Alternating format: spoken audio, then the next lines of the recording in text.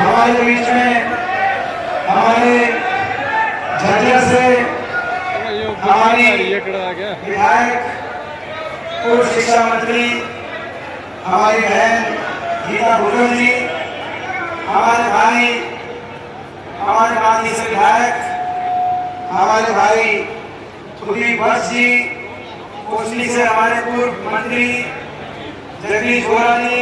आपकी आंखों को मैं पहचानता हूँ, मेरी आंखों को आप पहचानते हो, आप समझ गए होंगे।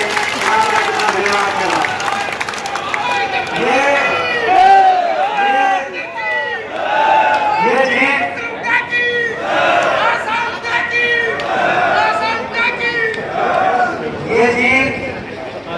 ये जीत आपकी जीत है, आपकी मेहनत की जीत है, आपके आशीर्वाद की जीत है।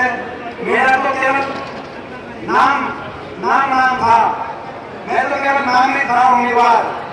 ये चुनाव संभाला भी आपने, ये चुनाव लड़ा भी आपने और ये चुनाव जीता भी आपने, आपकी जीत है। इसी में आपको बहुत बहुत बधाई देता हूँ और आपका बहुत बहुत धन्यवाद करता हूँ। मैं बधाई इसलिए भी देता हूँ कि एक ऐसा फैसला जिसकी गूंज पूरे देश में गई। कांग्रेस पार्टी और विपक्ष की इंडिया गठबंधन की ये तीसरी बड़ी जीत है पूरे देश में। इतना बड़ा आशीर्वाद रोहतक लोकसभा क्षेत्र से इंडिया गठबंधन को मिला। एक ऐसा फैसला मैं समझता हूं कि बहुत से साथी ये तो मानते थे कि हम जीतेंगे, लेकिन कुछ साथी मानते थे कि अच्छे बहुमत से जीतेंगे, लेकिन इतने बहुमत से कि देश की 37वीं बड़ी जीत होगी। इतना बड़ा आपका बहुमत आपको मिलेगा। इस बार दोबारा से आपने और हमने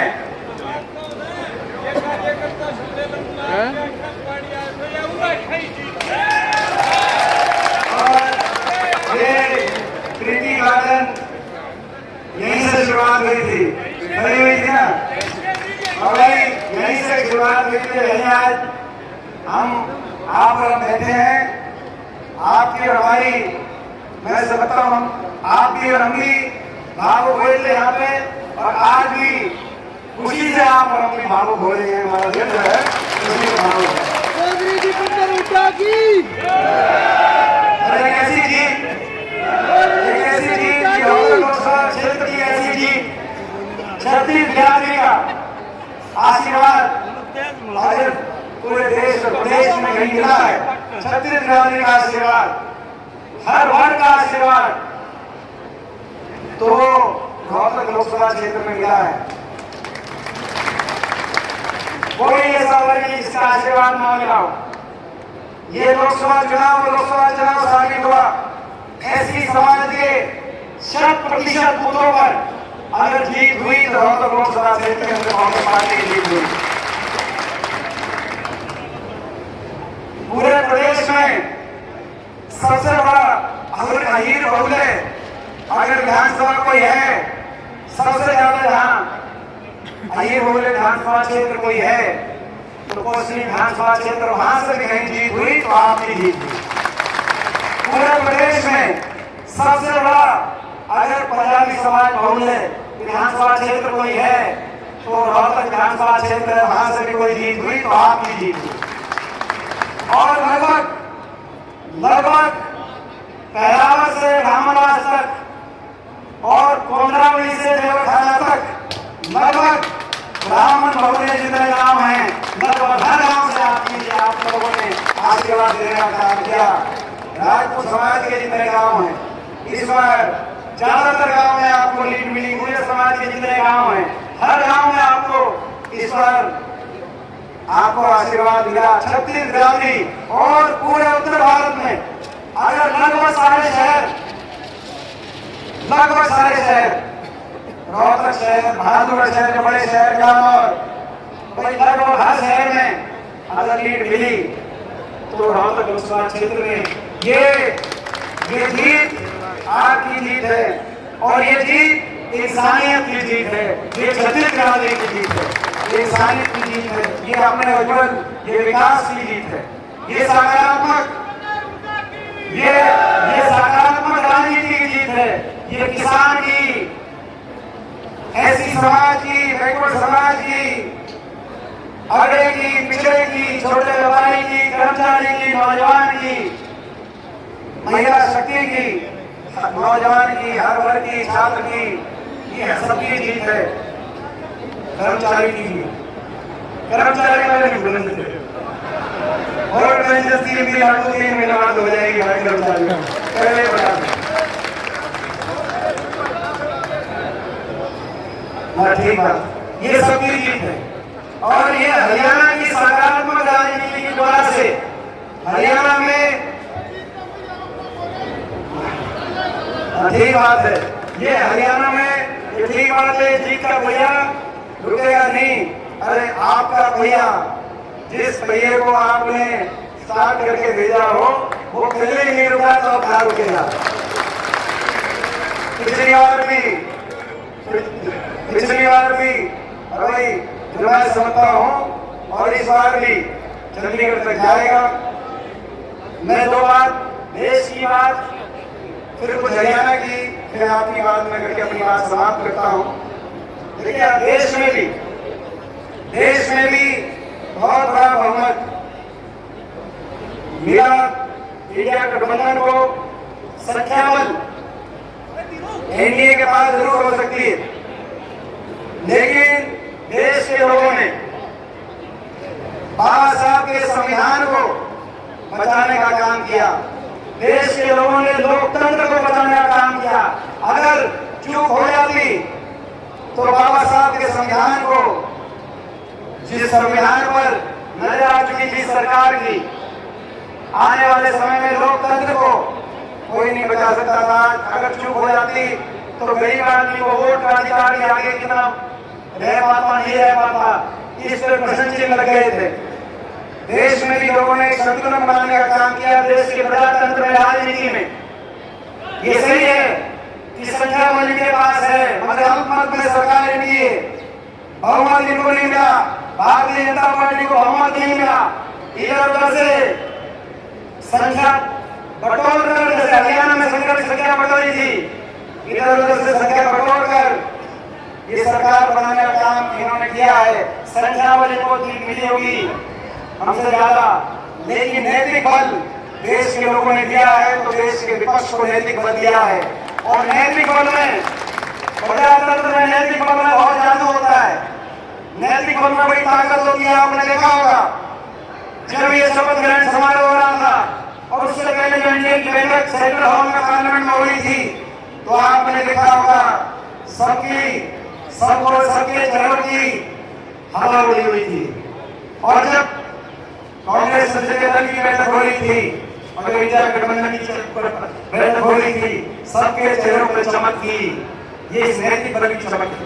जब संसद के अंदर देश का विपक्ष एक स्वर में कहेगा कि अग्निपथ योजना को वापस करो और फौज की पत्नी भर्ती को दोबारा लागू करो, सरकार को सुनना पड़ेगा। ये आज देश की राजनीति, देश के प्रजातंत्र में संतुलन लाने का काम आपने किया। तो मैं आपको उस बात के लिए बाबा साहब के संविधान को बचाने का काम किया है, गरीब के, एससी समाज के, बैकवर्ड समाज के अधिकारों को बचाने का काम आपने किया है। मैं आप सबको उस बात के लिए बहुत बहुत बधाई देना चाहता हूँ। और जहाँ तक हरियाणा की बात है, हरियाणा के लिए भी एक ऐतिहासिक जनादेश समझ में नहीं आया, बीजेपी को आज तक समझ में नहीं आया क्या हुआ हरियाणा में, क्योंकि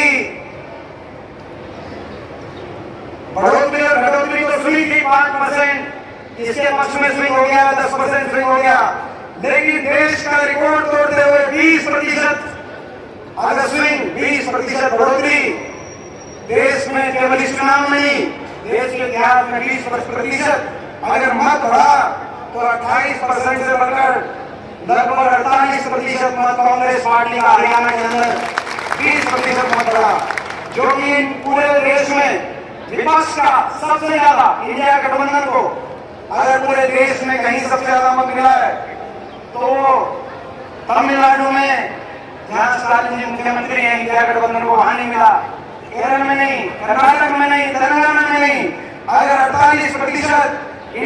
गठबंधन को, यहाँ यानी कि कांग्रेस गठबंधन को अगर मत मिला पूरे देश में, तो चौधरी भूपेंद्र सिंह हुड्डा जी के नेतृत्व में, चौधरी उदयभान जी के अध्यक्षता में हरियाणा में 48%, मैं उदयभान जी को, हुड्डा साहब को इस बात के लिए बहुत बहुत मुबारकबाद देना चाहता हूँ। 48% मत यहाँ मिला, जो कि बीजेपी से तो ना सिर्फ 2% ज्यादा मिला।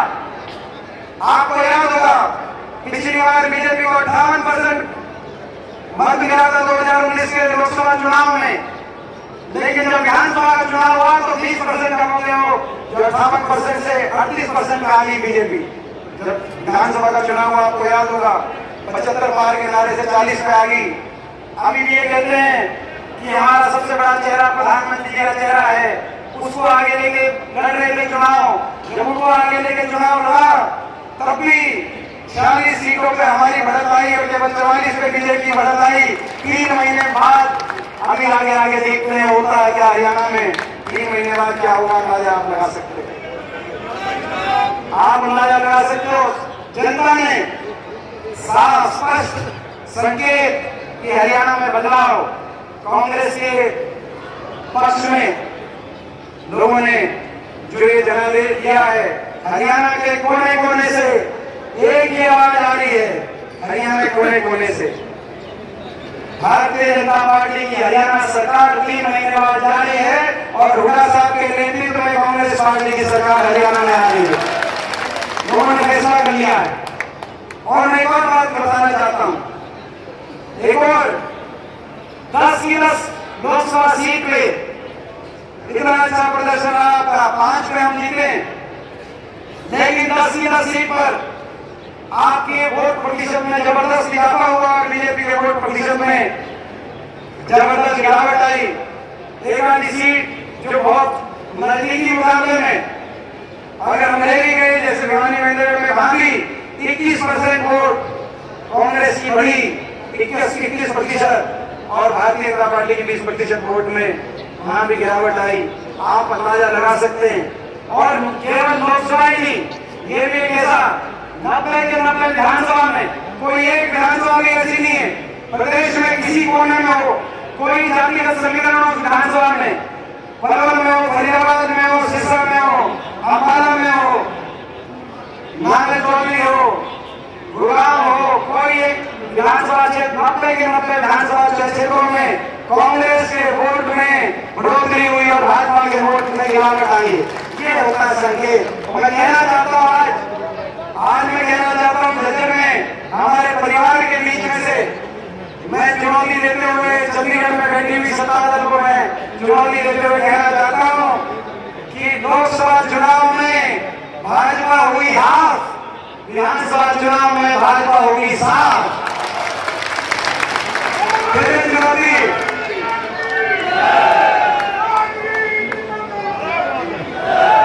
लोगों ने बताया ये 10 साल की ऐसी कुशासन, ऐसी सरकार साबित हुई, डबल इंजन की सरकार। बोलते थे डबल इंजन की सरकार, लेकिन 10 साल के बाद 2 इंजन भी नजर आए, डब्बे पीछे भागे, इंजन चल रहे हैं। ये ऐसी सरकार साबित हुई, किसी को साथ नहीं लेके चली, ना गरीब को साथ लेके चली, ना किसान को साथ लेके चली। एक एक करके डब्बों को पटरी से उतारते रहे और आखिर में डबल इंजन के खुद के रह गए। हरियाणा प्रदेश जो विकास का बड़ा राज्य था, देश में विकास में आगे था, छत्तीसगढ़ जी की खुशहाली में आगे था, विकास में नंबर 1 था। 10 साल के बाद नंबर 1 पे पहुंच गया। बेरोजगारी में, महंगाई में, नशा बढ़ गया, अपराध बढ़ गया। हरियाणा के एक बड़े हिस्से में नौजवान पलायन कर रहे हैं विदेशों में, डिप्रेशन के शिकार हो रहे हैं। हर वर्ग को अपमानित करने का काम इस सरकार ने किया। गरीब आदमी की सारी योजनाओं को बंद कर दिया, ऐसी समाज की सारी योजनाओं को बंद कर दिया इस सरकार ने। बैकवर्ड समाज की सारी योजनाओं को बंद करने का काम इस सरकार में हुआ। हरियाणा को पटरी से उतार दिया और उसके बाद अहंकार, इतना अहंकार कि लोगों की सुनवाई तक नहीं करी। खट्टर साहब 10 साल में कहीं गए भी नहीं, ना लोगों की सुनवाई करी, किसी वर्ग की ना सुनवाई करी, ना मान सम्मान किया, केवल और केवल अपमान, हर वर्ग को अपमानित करने करने का इन्होंने किया। आज यही कारण है कि आज हरियाणा के हर वर्ग ने ये फैसला किया कि हरियाणा में बदलाव।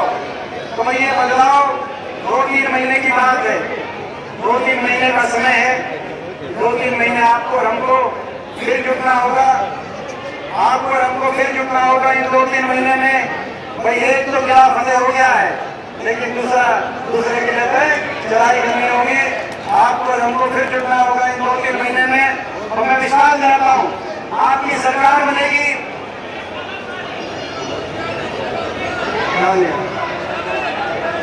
और हमारा यही संकल्प है कि हरियाणा दोबारा से विकास की पटरी पे पहुंच चढ़े। हरियाणा में सकारात्मक दिशा में हरियाणा का विकास, हमारे नौजवान का विकास का भविष्य उज्जवल हो, यही हमारा संकल्प है। और मैं यही कहना चाहता हूँ 2-3 महीने की जिंदगी को देख 2-3 महीने का इंतजार है। 10 साल तक जो अपने इलाके में और इस पूरे प्रदेश को इस सरकार द्वारा भेदभाव का सामना करना पड़ा, 10 साल तक जो कोई विकास कार्य नहीं हुआ, हमारे सारे काम रुके हुए हैं, ना विकास हुआ ना काम हुआ। सरकार बनेगी और प्यास समेत सारी बात पूरी करने का कोई सारी कमी कसर सरकार बन रही, सारी कमी कसर पूरी करने का काम करेंगे। मैं और ज्यादा लंबी बात ना करते हुए क्योंकि आज तो केवल धन्यवाद का और उसके बाद आपसे मिलने का, तो यहाँ बैठेंगे आराम से मिलेंगे, चाहे नाश्ता मेरे ख्याल इन्होंने जो शुरू करा दिया गली जो है तो अपना जो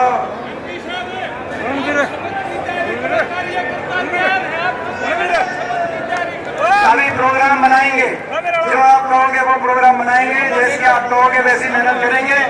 2-3 महीने पूरी अच्छी तरीके से आप सब अच्छी तरीके से चलेंगे। अच्छा ये एक विषय नहीं मैं कह रहा, देखो भाई वो सारे आपको वायदे पता है, आपको एक बात सारे वायदे जो कह रहे हैं ये सारी बात आज बोली वो आपको पता है।